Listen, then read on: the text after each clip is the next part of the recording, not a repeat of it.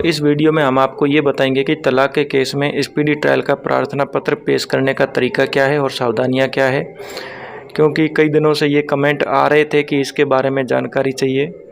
अधिकतर पुरुष अपने तलाक के केस में यह प्रार्थना पत्र पेश ही नहीं करते और इस वजह से देरी भी होती है, क्योंकि कई ऐसे लोग हैं जिन्होंने तलाक का केस लगा तो दिया है लेकिन उसके बाद वो ये नहीं जानते कि क्या करना है, वो वकील के ऊपर पूरा निर्भर हो जाते हैं। तो ये प्रार्थना पत्र एक ऐसा प्रार्थना पत्र है जिसको आप खुद भी लगा सकते हो। हम आपको प्रक्रिया बता देते हैं, सावधानियां क्या है हम आपको वो भी बता देते हैं।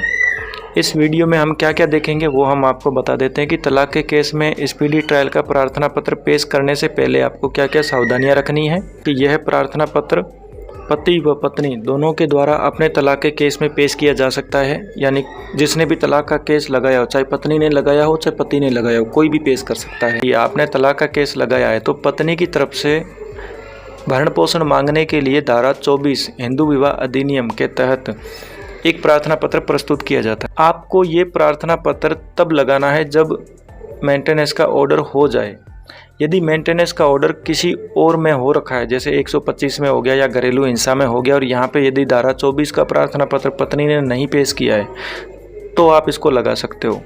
लेकिन यदि आपका भरण पोषण पहले किसी भी मामले में तय नहीं हुआ है और धारा 24 हिंदू विवाह अधिनियम का आपने यदि देखा कि पत्नी के द्वारा प्रार्थना पत्र प्रस्तुत किया गया है, तो आप धारा 24 हिंदू विवाह अधिनियम का प्रार्थना पत्र जैसे ही डिसाइड हो जाता है, चाहे वो कुछ भी हो, चाहे उसका भरण पोषण खारिज हो जाए या फिर उसका मंजूर हो जाए, उस आदेश के बाद में आपको ये प्रार्थना पत्र लगाना है, भले ही आप उसके दूसरे दिन या अगली तारीख पे लगा दो। अन्य संबंधित प्रकरण और स्पीडी ट्रायल का प्रार्थना पत्र। दोस्तों, अन्य संबंधित प्रकरण में मान लीजिए कि दहेज का भी केस है और आपका दहेज का केस यदि ख़त्म होने के कगार पे खड़ा है, यदि वो एविडेंस स्टेज उसकी चल रही है, तो आपको स्पीडी ट्रायल का प्रार्थना पत्र नहीं लगाना। कोशिश कीजिए आपके तलाक के केस से पहले आपका दहेज का केस ख़त्म होना चाहिए। स्पीडी ट्रायल का प्रार्थना पत्र की अपील व प्रभाव। दोस्तों, सबसे ज़्यादा जो गलती है वो यही होती है। कई बार हमने देखा है कि लोग सीधे हाई कोर्ट में चले जाते हैं और वहाँ जा कर के स्पीडी ट्रायल मांगते हैं, तो सामने जो रेस्पोंडेंट होते हैं उनके जो वकील आते हैं वो ये कहते हैं कि इन्होंने लोअर कोर्ट में ऐसा कोई प्रार्थना पत्र ही नहीं लगाया है, जबकि हिंदू विवाह अधिनियम की एक धारा है उसमें ये प्रावधान भी है। वहाँ पे प्रार्थना पत्र नहीं लगाते हुए सीधा हाई कोर्ट ही पहुँच गए। तो कई बार ये देखा जाता है कि वहाँ पर इनका स्पीडी ट्रायल का प्रार्थना पत्र खारिज हो जाता है, जो पति की तरफ से होता है कि तलाक के केस को जल्दी ख़त्म करना है, तो हाई कोर्ट उसको खारिज कर देता है। तो दोस्तों, सबसे पहले लोअर कोर्ट में अपने तलाक के मामले में स्पीडी ट्रायल का प्रार्थना पत्र लगाना ज़रूरी है। दोस्तों, सबसे पहले आपको सेवा में श्रीमान न्यायाधीश महोदय, पारिवारिक न्यायालय, यदि आगे कुछ संख्या है तो आप वो लिख सकते हो, जिला न्यायालय है तो आप जिला न्यायालय लिख सकते हैं। नीचे जो यहाँ पे हमने जगह छोड़ी, यहाँ पे आपको शहर का नाम लिखना है। मुकदमा संख्या मतलब आप इसको प्रकरण संख्या भी लिख सकते हैं, उसका नंबर और पीछे वर्ष आएगा। तारीख पेशी हमने कुछ ऐसे ही डाल रखी है। और प्रार्थी बनाम अप्रार्थिया, तो यहाँ पर हमने ये प्रार्थना पत्र पति की तरफ से बनाया है, तो प्रार्थी के नीचे आप पति का नाम लिखेंगे और अप्रार्थिया श्रीमती के आगे उसका नाम लिखेंगे। इसका जो विषय है वो आपको लिखना है दरखास्त अंतर्गत धारा 21B हिंदू विवाह अधिनियम। फिर आप लिखेंगे महोदय, प्रार्थी की ओर से दरखास्त पेश कर निम्नलिखित निवेदन है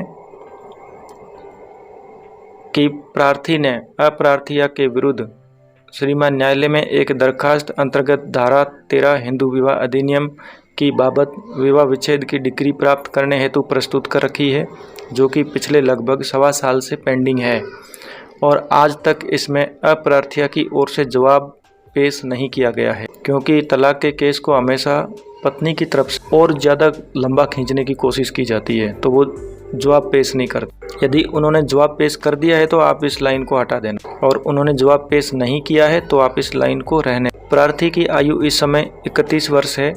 आपकी जो भी आयु है आप इसको इस हिसाब से लिख सकते हो। यदि शीघ्र ही इस मुकदमे में फैसला नहीं हुआ तो उसकी दोबारा विवाह करने की आयु निकल जाएगी और फिर उसे कोई अपनी लड़की भी नहीं देगा। यह है कि कानून बनाने वाले यह जानते थे कि इस तरह के मैटर बहुत अर्जेंट नेचर के होते हैं तथा एक बार यदि पक्षकारों की आयु निकल जाए तो उसके बाद विवाह विच्छेद की डिक्री का कोई महत्व नहीं रह जाता।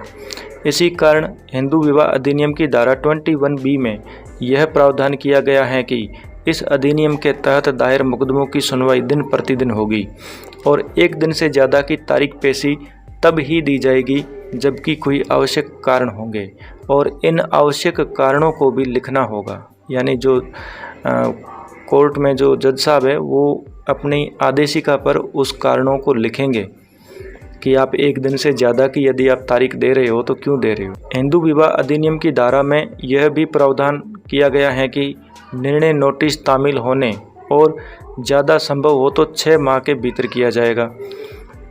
इस पॉइंट का अर्थ यह है कि जब आप तलाक का केस फाइल करते हो और उसका नोटिस रेस्पोंडेंट यानी पत्नी को मिल जाता है तो वो नोटिस जैसे ही तामील हो जाता है उसके बाद ये शुरू हो जाता है कि तलाक के मामले को 6 महीने के अंदर ख़त्म करने का प्रावधान है।